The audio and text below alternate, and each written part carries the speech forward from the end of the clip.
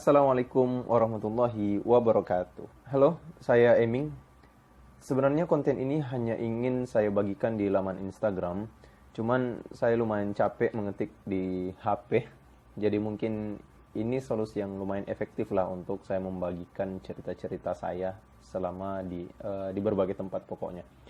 Sebelumnya, saya mau infokan sedikit bahwa konten ini saya buat khusus untuk menemani tidur teman-teman yang sedang sendirian. Oh iya, agar tidak takut berlebihan, di video ini saya sama sekali tidak memasukkan suara-suara aneh dan jump scare, jadi tidak perlu khawatir.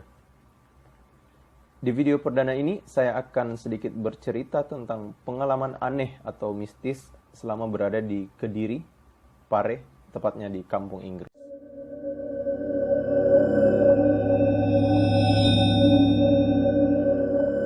Pada tahun 2017 yang lalu, saya bersama rekan saya, namanya Upi, berada dalam perjalanan menuju Pare, Kediri, Jawa Timur, untuk mengisi liburan sekaligus belajar dasar-dasar bahasa Inggris, ya mumpung libur semester.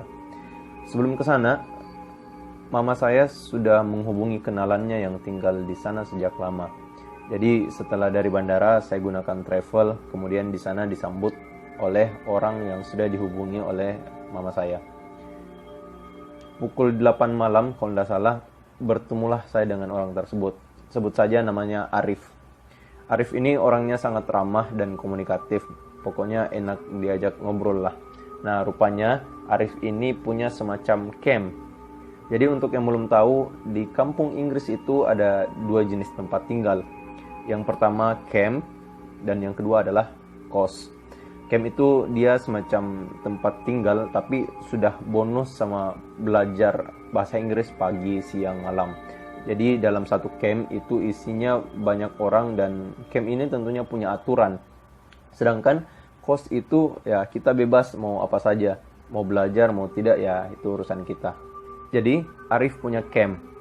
Ketika sampai di sana, saya dan Upi duduk di ruangan tengah sambil Arif memperlihatkan kondisi camp.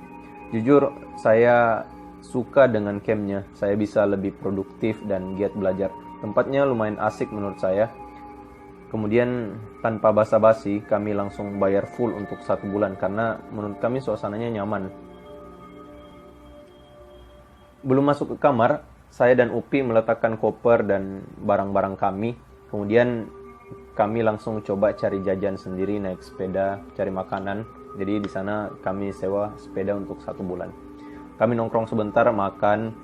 Nah, ketika balik ke camp yang sudah kami sewa tadi, kami sedikit menyesal karena kondisinya itu tidak seperti yang kami lihat pertama kalinya. Pokoknya lampunya lumayan redup, tidak seperti sebelumnya pokoknya.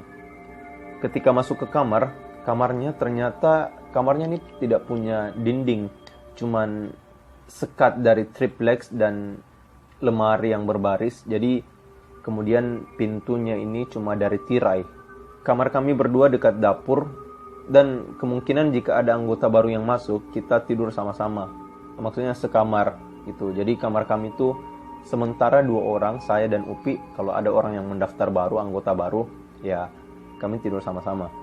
Di belakang dapur ada space luas untuk menjemur dan ngopi. Itu dari pokoknya dia sudah bukan lantai, dia sudah halaman di belakang. Jadi ada bale-bale atau tempat duduk dari bambu di belakang. Dan di belakang bale-bale itu ada ya mungkin sudah hutan di belakang.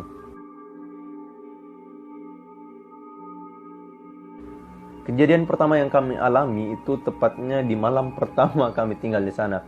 Jadi sekitar pukul 2 atau setengah 3, karena ada suara orang lewat di depan kamar, saya bangun. Ternyata itu Upi yang baru saja keluar kamar. Jadi ketika saya bangun, saya lihat Upi keluar kamar. Jadi kamar mandi itu berada kurang lebih di depan kamar kami. Setelah itu saya lanjut tidur setelah lihat Upi. Tapi saya agak heran karena tidak ada suara pintu WC yang dibuka dan suara air juga tidak ada. Yang ada justru suara pintu untuk ke halaman belakang yang tempat jemuran itu. Ketika dengar suara pintu itu dibuka, saya bangun untuk cek. ternyata Upi sudah berdiri di belakang sambil sedikit tunduk. Posisinya pintu belakang itu sudah terbuka dan lumayan gelap lah. Saya dekati terus saya panggil Upi, Upi. Kemudian dia balik. Dia menjawab tapi matanya itu kayak masih tertutup. Terus saya tarik bajunya untuk kembali ke kamar. Nah, besok pagi kami cari sarapan di luar. Sebenarnya di camp ada yang masak, cuman kami berdua belum terlalu sreg karena kami masih orang baru. Nah, paginya itu sambil minum susu dia cerita. Upi ini bilang, "Deh, talekan itu Kak Arif di ketong apa? Tadi malam nak kasih bangun Kak, baru nak panggil Kak ke belakang, baru nak ceramai Kak. Nah bilang ini Kak Arif, selama di sini tolong kurang-kurangin gayanya di, sama kalau bisa agak sopan sedikit deh, kira-kira seperti itu." Nah, saya yang awalnya kayak ketawa-ketawa tadi malam, tiba-tiba langsung lumayan parno dengar ceritanya Upi. Karena di luar itu di waktu tadi malam, saya nggak lihat siapa-siapa. Di malam kedua, tengah malam saya bangun lagi karena perbaiki posisi sarungku yang saya pakai jadi selimut. Waktu itu saya dengar ada suara 2-3 orang yang lewat depan kamar. Nah, karena pintu terbuat dari tirai, otomatis bayangan orang yang lewat itu kelihatan. Nah, orang ketiga yang lewat ternyata dia balik lagi. Jadi dia sudah melangkah ke depan tapi kembali lagi terus mengintip sedikit ke kamar. Saya lihat ada yang mengintip pakai kacamata. Kebetulan Kak Arif ini dia pakai kacamata. Dan waktu itu saya tidak punya firasat apa-apa. Mungkin mau cek atau bagaimana. Beberapa menit kemudian, Upi tiba-tiba, beberapa detik kemudian, Upi tiba-tiba bangun dan seperti lompat ke sampingku. Dia pindah ke sampingku. Nah, di jam 2 itu dia langsung cerita apa yang dialami. Ternyata, sejak tidur, kurang lebih jam 11 malam, dari jam 11 malam, dia rasa ada yang tarik salah satu jari kakinya. Jadi kakinya Upi itu menghadap langsung ke pintu kamar yang dari tirai itu. Katanya itu kejadian itu terjadi 2-3 kali. Nah, waktu keempat kali Upi sudah tidak bisa tahan karena Upi sudah merasa ditarik kakinya untuk diseret keluar. Jadi kakinya itu ada yang pegang dan katanya yang pegang itu tangannya basah. Setelah malam itu dicek ternyata memang kakinya basah. Jadi memang seperti ada orang yang tarik keluar. Dan merinding. Jadi terpaksa malam itu kita berdua pura-pura tidak tahu, terus baca doa lalu tidur. Besoknya, kan setiap malam ada program les. Kalau tidak salah, habis maghrib kejadiannya. Jadi setelah salat maghrib, saya sama Upi ini masih di kamar. Kemudian dipanggil sama Mr. Arif atau Kak Arif untuk ikut les. Kita sudah disuruh kumpul, tapi waktu itu Upi cek di luar masih belum ada orang. Ya mungkin semua masih ada di kamar. Jadi Upi kembali lagi ke kamar dan bilang bahwa ya sebentar pi baru keluar ke. Waktu itu dari kamar kami dengar di kamar masing-masing itu orang semua masih beraktivitas. Jadi belum ada yang keluar dan lewat di depan kamar kami. Jadi kalau ada orang yang mau ke ruang tengah otomatis lewat kamarku dulu. Dan kamarku dari ruang tengah itu kayak baku depan ji. Kurang lebih setengah jam, Kak Arif ini datang ke kamar dan dia tiba-tiba kasih bedak di muka tak berdua. Nah, kasih bedak di muka tak berdua. Ternyata cuma kami berdua yang belum kumpul di ruang tengah. Jadi sudah sekitar 15 menit lesnya dimulai dan kami belum keluar. Karena kita kira semuanya masih berada di kamar. Karena waktu itu kami berdua memang masih dengar orang-orang berbicara, orang-orang main gitar, ada yang belajar bahasa Inggris, itu kita masih dengar dan ternyata sudah 15 menit lesnya dimulai. Kurang lebih kejadian-kejadian itu yang bikin kami kurang sreg untuk tinggal di situ. Dengan banyak alasan, kami cari kos yang murah walaupun kami sebelumnya sudah bayar full. Intinya kami bisa lebih nyaman untuk tinggal. Paling tidak ributlah tempatnya. Jadi proses pindahnya kami tidak langsung pindah karena kurang enak sama Kak Arif ini. Singkat cerita, jadi kami sudah dapat kos yang pas pokoknya. Dari lokasi dan kondisi ya lumayan nyaman. Pertama kali kami datang, kami berdua melihat dua orang tua duduk-duduk di teras. Mereka duduk berdampingan. Kebetulan ternyata bapak itulah sang pemilik kos-kosan itu. Tanpa basa-basi kami memilih kamar paling depan. Kamar itu sebenarnya adalah teras yang kemudian disulap menjadi kamar. Jadi teras dibanguni kamar supaya mungkin lebih banyak untungnya. Bapak kos itu orangnya ramah tapi tegas. Kalau istrinya kami saksikan ya agak pendiam. Jadi karena faktor kurang enak dengan Kak Arif, makanya baru 3 hari kemudian kami dapat memindahkan seluruh barang dari camp ke kos baru. Jadi kami pindahnya perlahan-lahan. Hari ini mungkin ambil baju segini, kemudian besok lagi ambil lagi baju, kemudian dipindahkan ke kos baru. Karena orang baru, kami memutuskan untuk bergaul di teras belakang dengan anak-anak kos yang lain. Orang-orangnya awalnya jutek, tapi lama-kelamaan alhamdulillah suasananya sudah lumayan cair. Setelah beberapa hari, hubungan kami dengan anak kos sudah lumayan akrab lah. Nah, di sela-sela pembicaraan kami, Upi coba bercanda tentang pemilik kos. Upi bilang dalam bahasa Jawa, pokoknya logat ki, kurang lebih seperti ini. Bang, bapak kos ini baik ya, nggak kayak ibu kosnya. Kemudian anak-anak kos bilang, oh iya baik orangnya. Ibu kos yang kamu maksud itu mungkin anaknya, karena anaknya memang lumayan jutek. Kalau ibu kos sudah lama meninggal. Saya sama Upi seketika tatap-tatapan, karena yang kami saksikan itu ibu kos ini memang seumuran dengan bapak kos yang sudah tua. Dia pakai sarung dan baju batik lengkap sama topi-topinya kayak cipo-ciponya lah. Apa namanya itu kak? Pokoknya sudah tua, intinya bukan anaknya.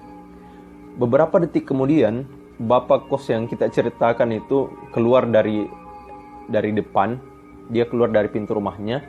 Dia mendekat ke kami sambil memberikan uang kembalian saya waktu bayar uang kos. Jadi umpamanya uang kosnya 250.000, saya bayar 300. Jadi dia kembalikan uang 50.000. Nah, bapak kos ini mendekat sambil sempat cerita-cerita sedikit, lalu pergi kembali ke rumahnya. Ketika itu, Upi waktu datang bapak kos itu kayak langsung pucat, kayak trauma ki. Terus matanya lumayan kayak bola ki pokoknya, kayak melotot. Waktu kita sudah kembali di kamar, Upi cerita bahwa pas sudah dikasih tahu bahwa ibu kos sudah meninggal, kan bapak kosnya datang. Beberapa detik kemudian, Upi ternyata lihat ibu kos ikut keluar dari pintu tempat bapak keluar. Jadi ibu kos keluar, dia pakai sendal terus ikut di belakangnya bapak kos ini. Waktu cerita sebentar sama bapak kos, itu ternyata ibu kos Upi lihat ada di sampingnya bapak kos juga. Jadi baku samping ki. Tapi saya sama anak kos yang lain itu nggak lihat apa-apa. Sebenarnya saya agak shock sore itu. Tapi memang semenjak itu saya sudah tidak pernah lihat lagi ibu kos yang kami lihat pertama kali. Begitupun Upi. Jadi Upi terakhir kali lihat ibu kos yang sudah tua itu ketika beberapa hari kemudian dia lihat ibu kos itu masuk ke WC umum yang biasa kita gunakan. Kejadian selanjutnya itu mungkin kami alami beberapa minggu setelah tinggal di sana. Di sana itu orang hobinya main futsal. Banyak orang-orang yang berlibur di sana sambil main futsal. Jadi pertama kali kami datang, kami sudah beli memang sepatu futsal. Di sana ada beberapa lapangan, saya tidak sebutkan lapangannya. Jadi waktu itu kondisinya di sana, kalau kita main tidak sama seperti di kota-kota lain, kita main sama teman dan lain sebagainya. Di sana itu tempat futsalnya, karena mungkin banyak orang daerah luar, kita memang langsung datang ke sana. Kalau umpamanya ada orang yang panggil kita main, ya kita main. Kalau umpamanya, pokoknya di sana sistemnya biar kita nggak berteman, nah kita bisa tetap main.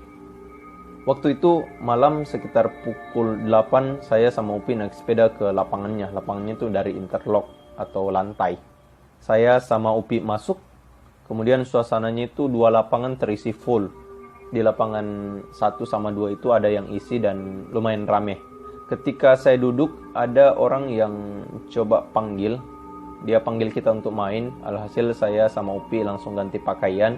Kemudian kita main sama-sama. Orang-orang yang kami teman main futsal itu memang kami sudah rasa kayak aneh Ki. Orang-orangnya aneh. Bahkan saya sama Upi ini ketika diganti, saya duduk di pinggir lapangan. Upi ini bilang kayak main Ki sama orang difabel. Kayak ada yang kayak kakinya pincang, kayak kepangi. Ada yang tinggi sekali, ada yang kaku sekali mainnya. Ada juga yang kakinya terbalik Ki satu. Terus yang anehnya lagi, ketika main futsal, komunikasinya itu minim. Jadi minim komunikasi. Terus mereka kayak bodoh Ki lah main futsal. Nah, waktu itu jadi saya sama Upi kayak sok jago mi juga.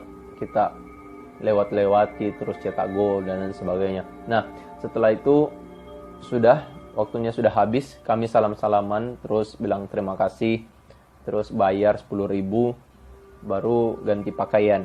Pas keluar, ternyata suasana di luar itu sudah gelap. Penjaganya ini sudah sementara matikan lampu.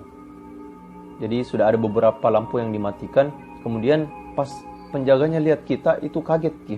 Penjaganya bilang, "Loh, dari mana Mas?" Terus penjaga ini sambil sedikit lari ke pintu keluar, kayak mau lari dia. Di luar itu dia cerita bahwa dia sebenarnya kaget lihat kita berdua keluar dari kamar mandi.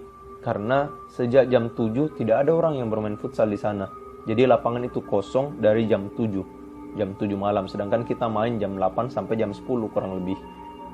Alhasil saya sama Upi pulang sebenarnya merinding sekali dan kita mau cepat-cepat sampai kos. Setelah kejadian itu Upi demam. Kemudian 2 harinya saya datang lagi main futsal karena ada ajakan uji coba. Jadi sudah ada timku mau lawan timnya orang. Ketika masuk ke dalam tempat futsal, saya lihat di meja kasir itu, di atas meja kasir ada bingkai berisi foto keluarga yang kelihatan seperti tentara yang sudah lawas. Di antara foto itu ada seorang tentara yang sepertinya dia adalah kepala keluarga. Anehnya, tentara itulah yang saya temani kemarin bermain futsal. Itulah yang saya maksud orang yang tinggi sekali. Setelah melihat foto itu, saya bertanya sama penjaganya. Saya tanya, bilang, "Mas, itu fotonya siapa ya Mas?" Kemudian masnya itu menjawab, "Oh, Mas ini yang main 2 hari yang lalu ya?" Setelah itu masnya tidak komentar apa-apa, mempersilahkan kita bermain. Saya tidak tahu misteri apa yang disembunyikan sama masnya. Minggu kedua di Kediri, Upi ternyata harus pergi ke Tangerang untuk lomba FIFA pada saat itu. Memang dia sudah rencanakan sebelum kami pergi ke Kediri sama-sama. Dia pergi sore dan tepat di malam itu ada kejadian. Waktu itu ada air yang tumpah. Oh iya, karena kamar saya sebenarnya teras, di sebelah kiri dari tempat saya tidur itu ada jendela besar, seperti jendela ruang tamu. Nah, di balik jendela itu ada kamar. Jadi kamar saya, terus jendela ruang tamu, terus kamarnya orang. Jadi jendela itu ditutup dengan kertas karton agar kamar sebelah tidak kelihatan. Air yang tumpah itu asalnya dari jendela besar di sebelah kiri. Karena mungkin air anak kos sebelah yang tumpah di dekat jendela, ya maka saya lap terus lanjut tidur. Kebetulan airnya juga tidak terlalu banyak. Oh iya, selama di sana band musik 420 itu sedang naik daun bersamaan dengan band Payung Teduh waktu itu. Ketika tidur, setiap malam di sana selama kurang lebih 2 minggu, Upi selalu putar lagunya 420. Pokoknya setiap malam sebelum tidur pasti putar lagu itu. Setelah peristiwa air itu, ketika saya sudah menjelang tidur, sekitar pukul 11:30, ada suara orang.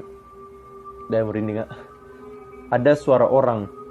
Dia perempuan sedang menyanyi. Lagunya itu sama seperti yang biasa Upi putar di kamar. yang itu sembilu yang dulu biarlah berlalu, tapi kayak nadanya saja, tapi setengah Ji. Jadi dia itu menyanyi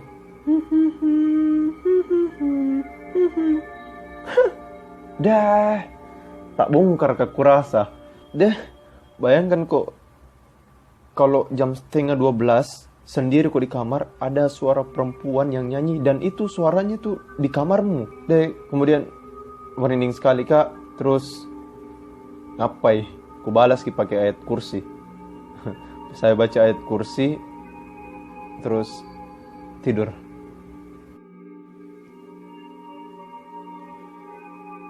Jujur, semenjak kejadian itu memang saya sudah agak takut.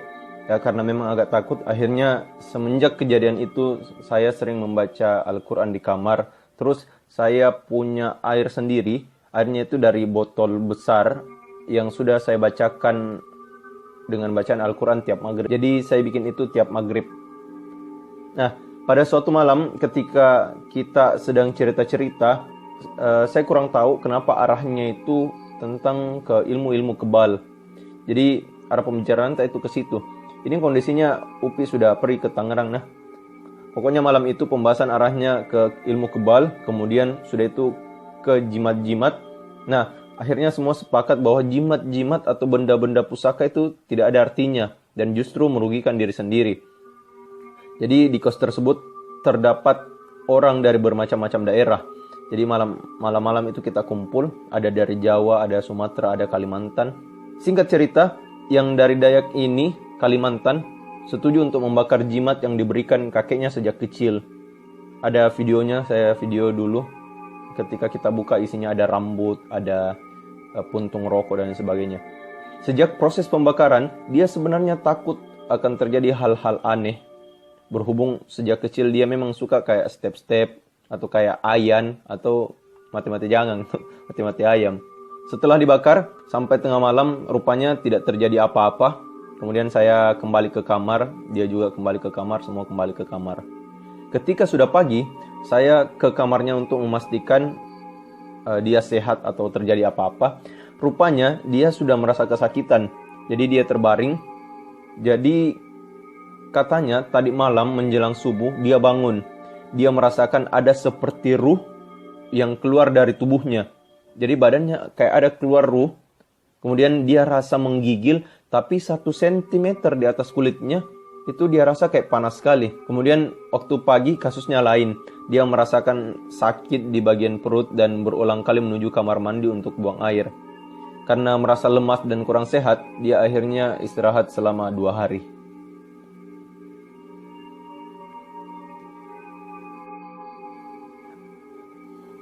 Ada juga cerita yang lebih horor. Keesokan harinya semenjak orang Dayak itu sakit, ternyata ada yang tertarik untuk minum air hasil yang saya buat setelah sholat maghrib. Nah, termasuk orang Dayak tadi yang sudah lumayan merasa segar setelah kejadian itu, setelah jimatnya dibakar. Kemudian orang dari daerah lain juga memberanikan diri untuk coba-coba. Jadi malam itu air botolku ini seperti kayak minuman keras yang diputar kurang lebih 4 orang.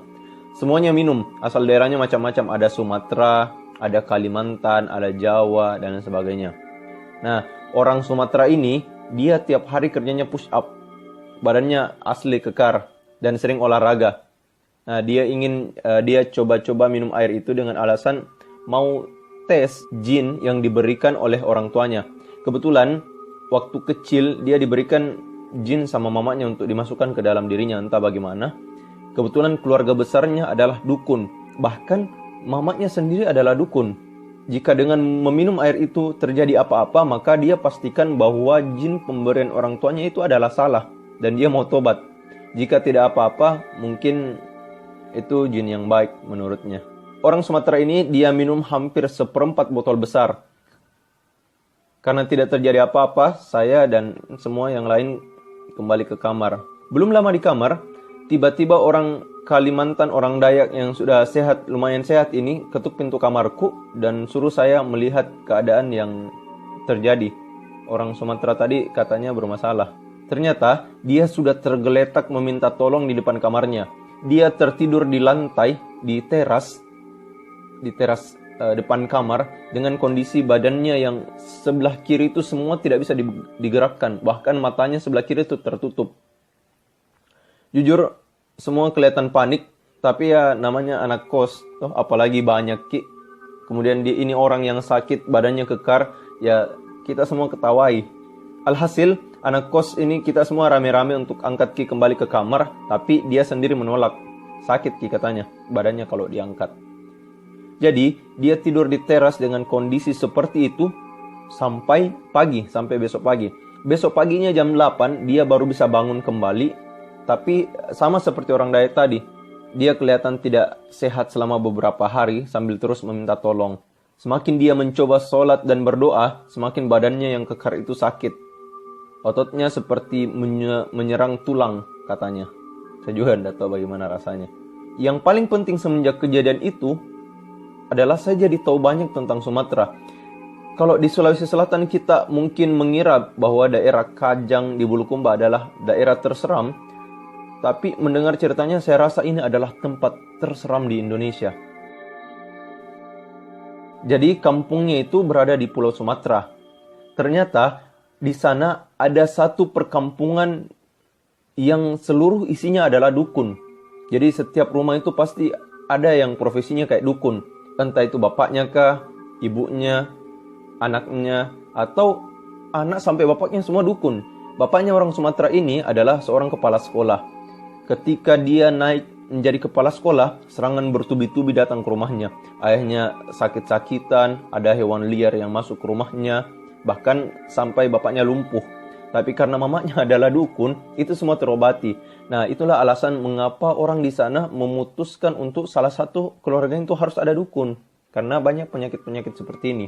Kisah yang paling menyeramkan yang keluar dari mulutnya adalah ketika dia bercerita bahwa pernah terjadi pembunuhan oleh seorang anak remaja di kampungnya. Anak remaja itu katanya sedang kesurupan. Dalam proses kesurupannya itu, ia angkat batu besar. Kira-kira batu besar itu seukuran anak kecil, tapi dia bisa angkat. Kemudian dia naik ke tangga kayu, jadi rumahnya lantai 2. Dia naik, kemudian dia angkat batu tersebut naik ke rumah kayu. Nah, di atas rumah kayu tersebut, istilahnya kayak lantai 2-nya lah. Dia lempar batu itu kepada neneknya yang sedang berada di lantai 1. Lewat jendela dia lemparin neneknya ke lantai 1, di lantai 1. Setelah dia lemparin, neneknya hasil meninggal. Katanya pecah kepalanya dan sebagainya. Kemudian dia ambil neneknya, dibawa, dia seret neneknya ke tengah jalanan. Sampai di tengah jalanan, dia jilat darah neneknya kembali ke tempat pertama ia bunuh neneknya. Dan katanya, seluruh orang di kampung itu semua menyaksikan, semua lihat kejadian itu. Saking banyaknya dukun di sana, kejadian-kejadian mistis di sana sudah menjadi barang yang nyata sekali. Kalau kita di sini mungkin kayak penampakan, di sana dia sudah nyata sekali pokoknya.